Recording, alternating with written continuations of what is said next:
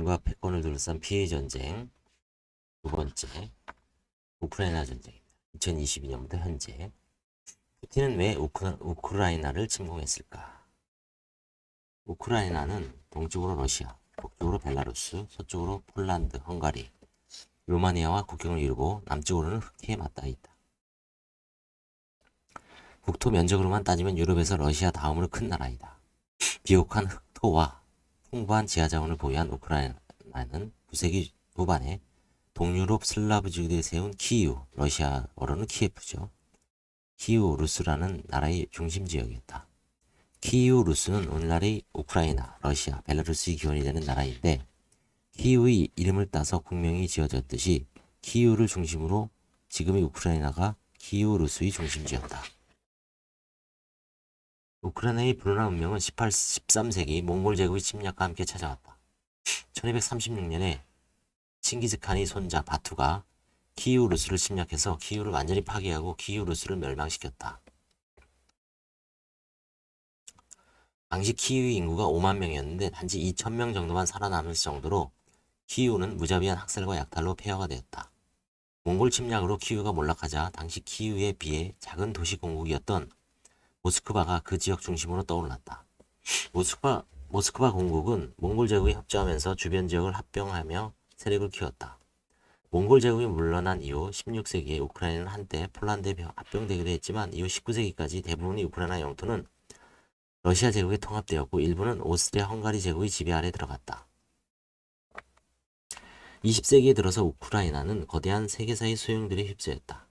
제1차 세계대전과 1917년 러시아 혁명 혼란기에 우크라이나는 독립을 시도하여 우크라이나 국민공화국을 설립했으나 1922년 소비에트 연방이 강제로 합병되고 말았다. 우크라이나 소비에트 사회주의 공화국이라는 이름으로 소비에트 연방, 즉 소련에 합류하게 된 것이다. 하지만 1991년 또 하나의 거대한 세계사의 격동 속에서 우크라이나는 전환점을 맞게 되었다. 소련의 붕괴와 함께 우크라이나는 드디어 수건이었던 독립국가를 이루게 된 것이다. 하지만 이것은 불안한 독립이었다. 우크라이나는 러시아와 국경을 맞대고 있을 뿐 아니라 우크라이나 영토 안에는 상당수의 러시아인들이 거주하고 있었다. 러시아계는 주로 우크라이나의 동부와 남부에 거주하고 있었는데 크림반도에는 무려 70% 정도가 러시아계였다. 수도 키이우에는 인구의 13%가 러시아계였다. 이런 민족적 분포 때문에 우크라이나가 러시아의 눈치를 보지 않고 실질적으로 완전한 독립을 이루기는 쉽지 않은 일이었다. 러시아의 입장에서는 우크라이나의 방대한 영토뿐만 아니라 경제적 가치 때문에 우크라이나의 완전한 독립은 받아들이기가 어려웠다. 우크라이나는 풍부한 지하자원과 수력발전 등으로 그동안 러시아의 기계, 제조 공업 및 화학공업의 중요한 부분을 차지했었다.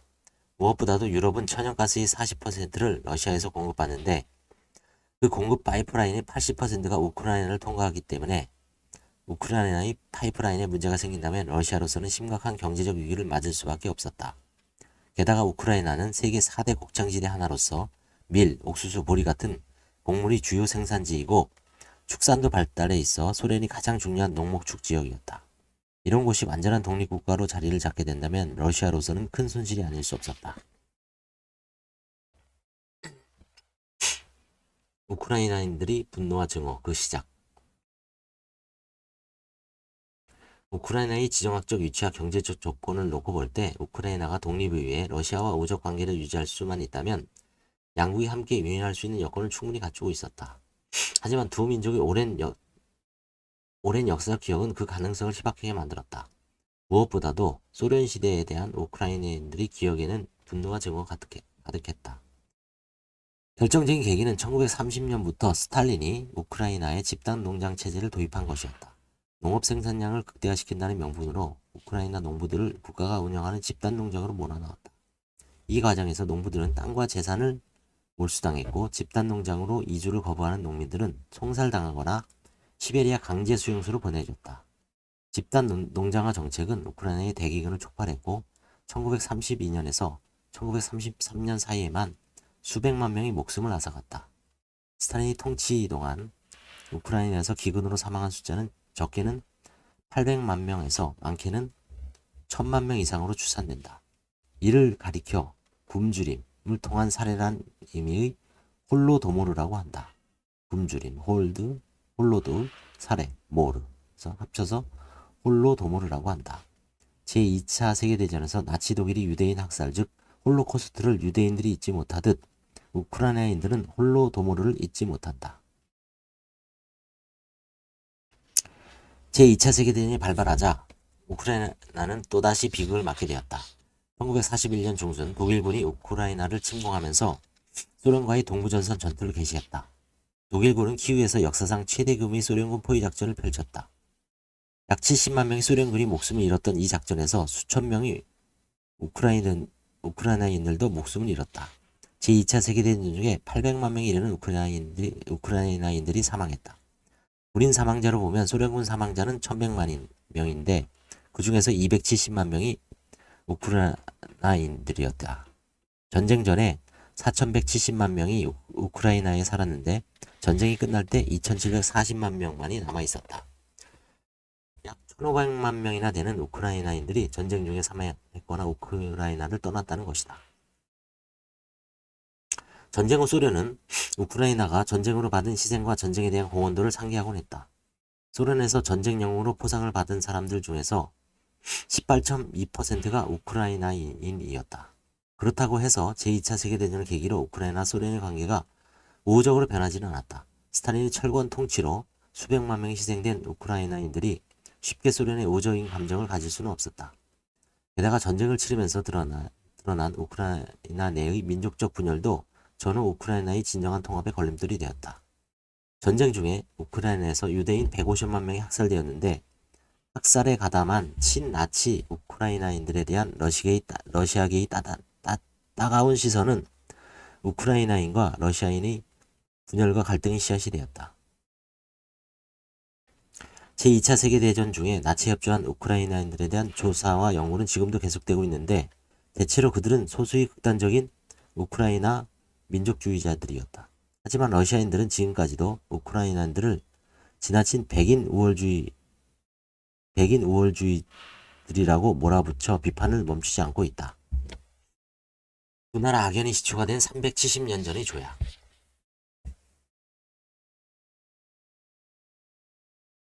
제2차 세계대전 이후 소련 정부는 우크라이나를 다독이며 우호적인 관계를 유지하려고 노력했다. 소련은 1954년 니키타 후르쇼프 소련 공산당 소위장의 제안에 따라 페레야슬라프 조약 체결 300주년을 기념해서 크림반도를 우크라이나에 양도했다.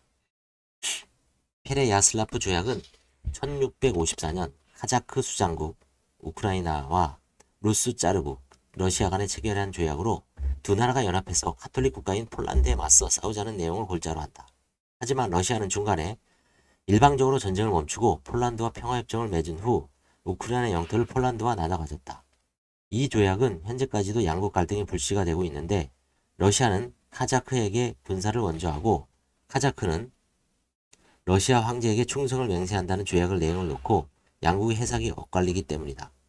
러시아는 페레야슬라프 조약으로 우크라이나가 우크라이나에 합병되었다고 주장한 반면 우크라이나는 단기적 군사동맹에 지나지 않는다는 입장이다. 크림반도를 양도받은 우크라이나로서는 나쁠 것이 없었지만 이러한 역사적 배경으로 인해 우크라이나들은 이것을 러시아의 호유로만 받아들이지 않았다. 우크라이나로서는 페레야슬라프 조약으로 인한 영토 편입은 러시아의 강압에 못 이길 것으로 언젠가는 크림반도를 포함한 동남부 지역을 러시아로부터 돌려받아야 한다고 보았다. 또한 크림반도는 돌려받았지만 그곳에 거주하는 주민들 대부분이 러시아계였기 때문에 실질적인 통치권을 받았다고는 할 수 없었다. 우크라이나 영토가 된 크림반도는 오히려 분쟁의 소지로 작용될 가능성이 컸기에 불안한 지역으로 남게 되었다.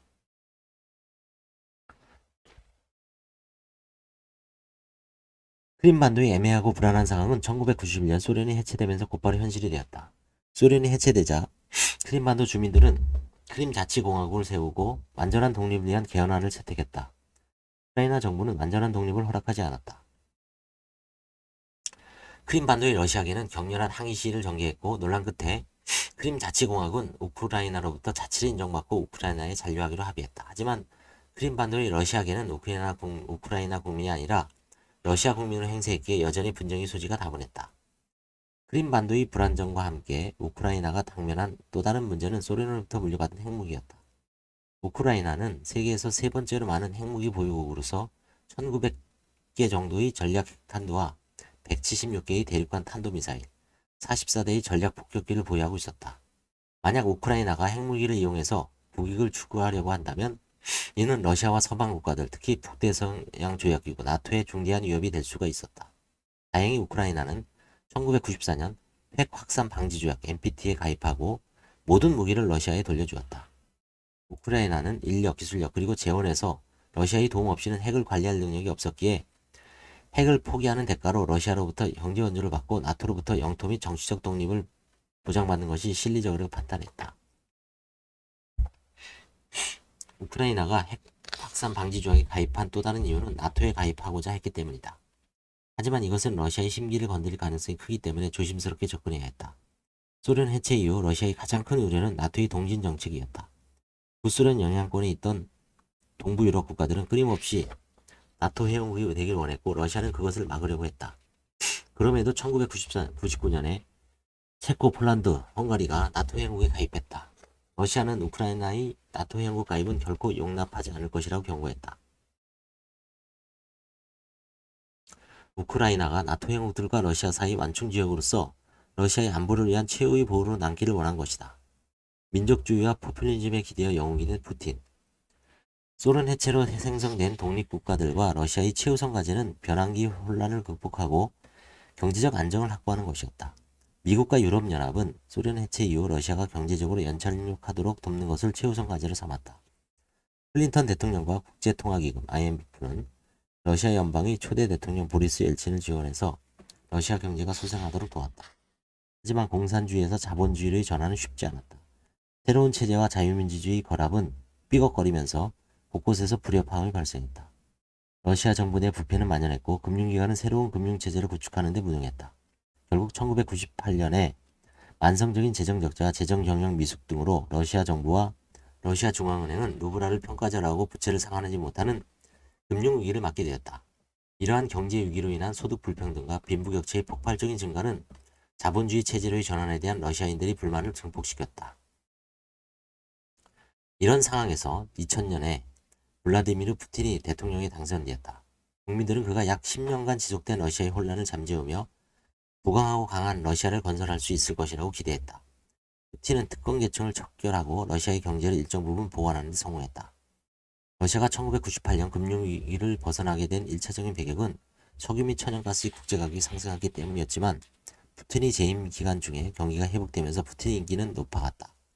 이러한 인기의 편승에서 푸틴은 2004년 선거에서 러시아 국민의 압도적인 지지를 받아 재집권에 성공했다.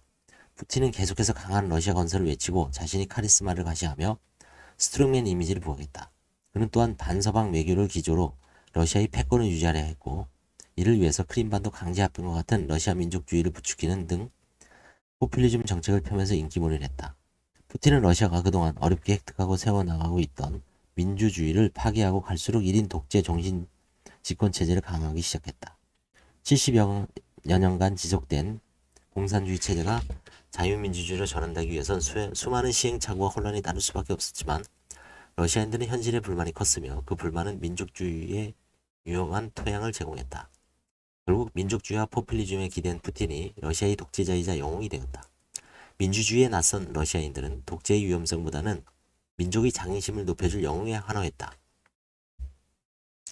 갈등이 시초가 된 크림반도 무력병합. 푸틴은 강한 러시아 건설에 전념하면서 우크라이나를 러시아 편으로 끌어들이기 위해 우크라이나 내정에